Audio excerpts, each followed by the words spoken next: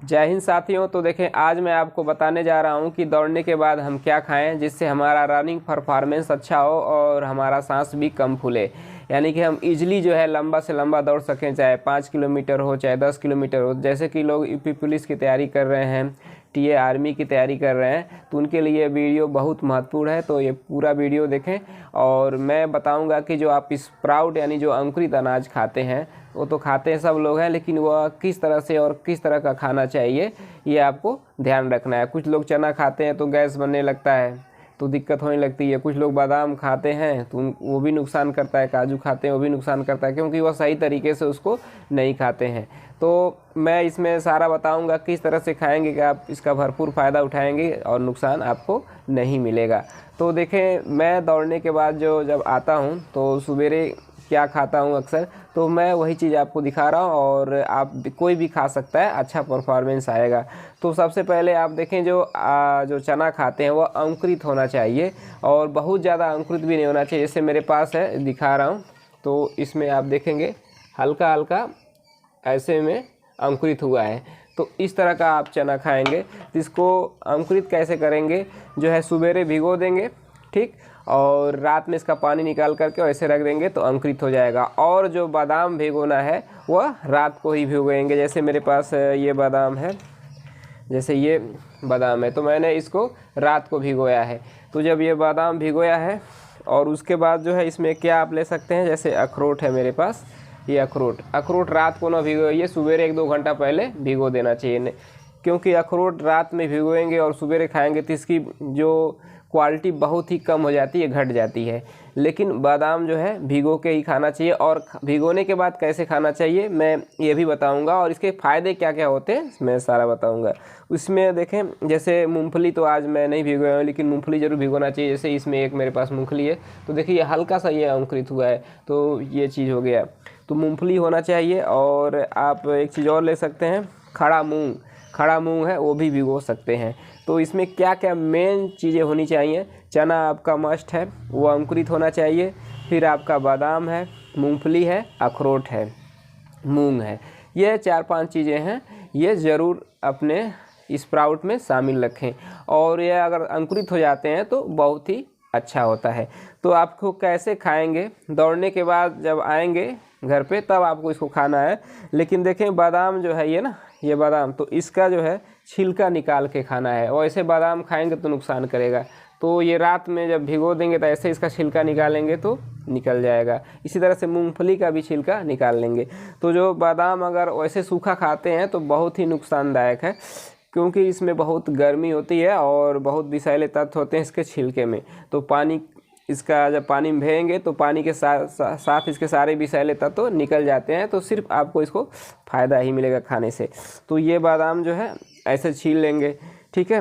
अखरोट में जो हल्का हल्का छिलका है ये भी अगर निकाल पाते हैं निकाल लेंगे, या कोई ज़्यादा कोई वो नहीं है इसका निकालें, लेकिन बादाम का निकाल लेंगे और मूंगफली का छिलका निकाल लेंगे, तो खाएंगे तो आपको फ़ायदा मिलेगा। और ये जो बताया जैसा कि चना है ये अंकुरित होना चाहिए, तो ये आप खाएंगे। अंकुरित रहने से क्या होता है, अच्छी तरह से डाइजेस्ट होता है और ये एक तरह का आपका सजीव चीज़ है, क्योंकि इसमें अंकुरण की क्षमता है। तो ये चीज़ खाएंगे तो आपकी स्टेमिना अच्छी तरह बूस्ट होगी, आपका बहुत अच्छी तरह से भूख लगेगी। तो इसके खाने के जो फ़ायदे मैं अब बता रहा हूँ, तो देखें जैसे क्या होता है, ये जो अंकुरित अनाज होता है ये क्या होता है, आपके शरीर में जो है आयरन की मात्रा बढ़ाता है, यानी खून भी आपका बढ़ाता है। तो इससे क्या होता है, जब आपके शरीर में खून बढ़ेगा तो जब आप दौड़ेंगे तो अधिक से अधिक ऑक्सीजन एब्जॉर्ब कर पाएंगे, तो आपकी सांस कम फूलेगी। तो ये चना अंकुरित खाना चाहिए। इसके साथ जो ये है, ये सब चीज़ें आप बादाम अखरोट ये सब शामिल कर लेंगे। जब हार्ड वर्क कर रहे हैं तो आप बादाम अखरोट मूंगफली ये सब ज़रूर शामिल कर लें। इससे आपको प्रोटीन जो होगा की भी पूर्ति हो जाएगी। जैसे ये है ये जो है इसमें ओमेगा 3 जो आपका मिलता है वो भी इस अखरोट से मिल जाएगा, बादाम से भी मिल जाएगा। बादाम जो है आँखों के लिए भी अच्छा होता है। जैसे बहुत ज़्यादा आप जब दौड़ते हैं, हार्ड रिपिटेशन लगाते हैं, चाहे आर्मी तैयारी करते हैं, तो कभी कभी चक्कर आने लगते हैं, वो ऐसा नहीं होगा क्योंकि ये सारा चीज़ पूर्ति कर देगा। तो बादाम अखरोट बहुत ही ज़रूरी है, मूंगफली भी है। तो ये सब चीज़ें हैं जो क्या होगा, आपका परफॉर्मेंस बढ़ाएगा। तो बस यही ध्यान रखना है आपको कि इसको अंकुरित करके खाना है। और बीच में कभी जैसे आप ये मतलब ये जो चीज़ें हैं वैसे हाथ में लेकर कभी भी वैसे कभी मत खाएं, क्योंकि ये नुकसान करता है। बस इसको भिगो कर सवेरे आप खा सकते हैं तो इसका आपका फ़ायदा मिलेगा। तो इस तरह से बादाम को खाना चाहिए।